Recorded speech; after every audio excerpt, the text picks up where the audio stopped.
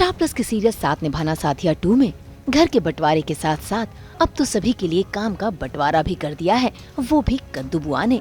भाई जब से कद्दू बुआ आई हैं, तब से घर में उन्हीं की हुकूमत चल रही है और अब तो उन्होंने सभी के लिए रूल्स एंड रेगुलेशंस बना दिए हैं।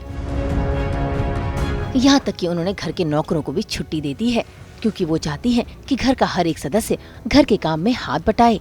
ऐसे में उन्होंने गहना को दे दी है तिजोरी की चाबी और बना दिया है उसे घर की मालकिन। यानी कौन कितने पैसे लेकर जा रहा है, घर में कितना खर्चा हो रहा है, ये सब गहना की जानकारी में होगा।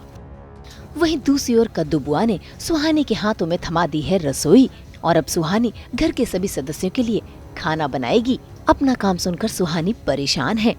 तो वहीं लड़कों को दी गई है जिम्मेदारी घर की साफ सफाई और बगीचे की। इतना ही नहीं, कद्दू बुआ ने तो सभी के सामने एक और डिमांड रखी है कि घर में सुबह 6 बजे की पूजा सभी मिलकर साथ में करेंगे। ऐसे में पूरा परिवार सुबह सुबह 6 बजे साथ में आ गया है भगवान का आशीर्वाद लेने।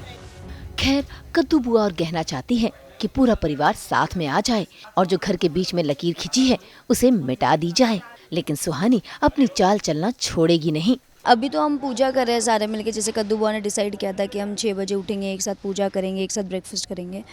तो अभी हम पूजा कर रहे हैं और उसके बाद सुहानी माँ क्योंकि सुहानी माँ के रूम में तिजोरी है, तो अब डिसाइड हुआ है कि वो जाके देखेंगे कितने पैसे हैं, कितनी ज्वेलरीज है, सब कुछ, ताकि सबको पता रहे कि घर में इतने पैसे हैं, इतने, क्योंकि अब वो सबको ही इक्वली डिवाइड होने वाला है। और कद्दू बुआ डिसाइड करेंगी, मतलब वो खुद खर्चे के लिए सारी चीज़ें कैलकुलेशन होगा एक्चुअल में कि कहाँ कितने पैसे खर्च हो रही है वो।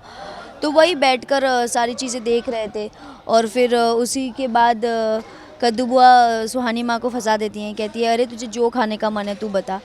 तो हमें ऐसा लगता है कि कद्दू बुआ ऐसे क्यों कर रही है उनके साथ, बट फिर बाद में पता चलता है कि वो बोलती हैं कि अच्छा तुझे ये खाने का मन कर रहा है, जा बना।